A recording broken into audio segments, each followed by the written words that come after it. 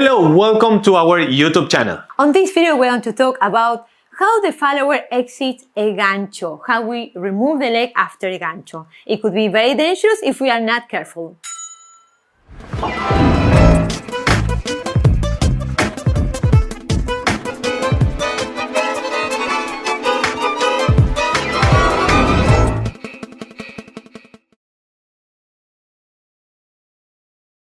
Alright, welcome back. Before we start with the video, please, if you are new to the channel, make sure to subscribe so you never miss new content, and like the video, of course, if you are enjoying this, and turn on the bell for notification. And so, let's start with this. Yes, there is a moment where we exit a gancho, and it should be always brushing the floor. This is for the followers in this case. So when we lift the leg, we have to be careful because everything above the floor may hit the other person. So the leg is doing the gancho, we keep the leg bending. When we exit the gancho, we straighten the leg, we make the leg straight, and moving around to do the next step. On this circle, if the leg is higher, we may kick everybody around, or at least one person, which is very dangerous. So after a gancho figure, try to brush the floor. Lower the position of your leg, brush the floor, don't make it very big, make a circle and go to the feet together right away. Also, as I mentioned on the other video, don't do steps very long or high. In this case, we are talking about a higher position if you are very close to the tables, because you may hit a person who is sitting watching the dance floor and not even dancing and got hurt. That happens a lot. So be sure, if you have this position, to lower the leg and brush the floor after you are doing a gancho to the leader. Something that I would like to mention about that, and that comes from us leaders, she may do ganchos, and I keep insisting with our blind side. Never rotate after a gancho, especially when she does the gancho. Never over rotate her in the exit, because she will bring with momentum her leg around and she may kick somebody on our right side. Yeah, that's right. It, of course, it's a couple's responsibility, leaders and followers, but we have to be aware and do our own work to try to avoid crashing our legs to the other people or hurting other person. So let's put a few cases. Join us in the dance floor so we can work on this. Okay, now we are here at the dance floor, and I would like to show you what happened when the follower exits a gancho flying the leg and the accident that we can cause to other people. That's our responsibility, to exit the gancho brushing the floor. And also we have a huge responsibility, leaders, in not rotating her around without checking first if we have a space or not, like we were mentioning before. So let us show you how this step will work. We'll try to do it in line, try to do properly. We are going to start with the voleo. And this is the gancho. Gancho out and crossing, and from here we can walk out. Yes? So what happens if I don't respect this rule and I fly my leg and there is people around us? Let us show you. This is just wrong, don't do it. So I have a low voleo from preparation for gancho and boom, going around and ready to go to the next step. So if you notice, I flew my leg. I was flying with the leg. So if there is people around, I will kick them for sure. Also, something that the leader does, and this is what I was mentioning. Let me show you one more time.